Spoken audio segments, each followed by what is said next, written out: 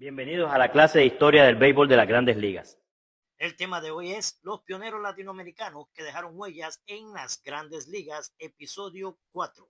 El cubano Miguel Ángel González rompió múltiples barreras, fue el primer latinoamericano en dirigir un equipo de Grandes Ligas, los Cardenales de San Luis en 1938 y también el primer latino en formar parte del cuerpo técnico en un juego de estrellas el 13 de julio de 1943 en el Shibe Park, Filadelfia. Además conectó el primer cuadrangular como bateador emergente latinoamericano el 25 de abril de 1917 con los Cardenales. El gran Adolfo Luque, también cubano, fue protagonista de muchos primeros. Ese mismo año, el 2 de septiembre, protagonizó el primer duelo de lanzadores latinoamericanos abridores, enfrentándose a Oscar Tuero de los Cardinals en Redland Field, Cincinnati. Más adelante, en 1933, sería el primer lanzador latinoamericano en ganar un partido de Serie Mundial con los Gigantes de Nueva York. Los hermanos Baldomero Mérito Acosta y José Acosta también marcaron historia. Fueron los primeros hermanos latinoamericanos en jugar en Grandes Ligas entre 1913 y 1922. Otra dupla histórica fue la de Ángel Aragón, padre e hijo, que se convirtieron en la primera pareja latinoamericana de padre e hijo en jugar en las Grandes Ligas entre 1914 y 1941. El primer cuadrangular dentro del parque por un latino fue obra de Rafael Almeida el 30 de abril de 1913 con los Rojos del Cincinnati.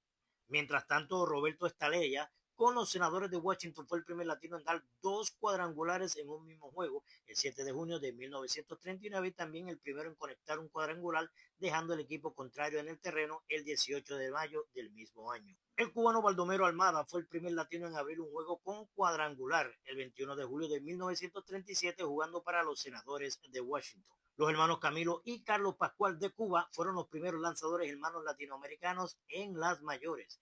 Carlos debutó en el 1950 y Camilo en el 1954, dejando su huella por 2 décadas. El venezolano Alejandro Carrasquel fue otro pionero del picheo latino. En 1940, junto a su compañero René Monteagudo, lograron la primera combinación que dos lanzadores latinos del mismo equipo se acreditaran victoria y salvamento.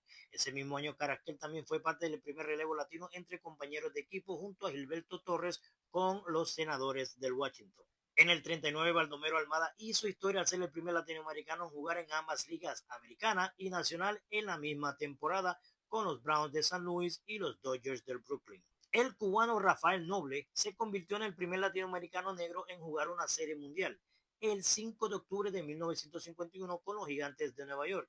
Y ese mismo año, Orestes Mini Miñoso hizo lo propio al ser el primer latinoamericano negro en jugar un juego de estrellas el 10 de julio de 1951 con los Medias Blancas del Chicago. Cada uno de estos nombres representa una página dorada en la historia del béisbol. Gracias a ellos, el talento latinoamericano abrió camino en cada rincón de las Grandes Ligas, dejando un legado imposible de borrar. Amigos, nos vemos en la próxima clase de historia del béisbol de las Grandes Ligas.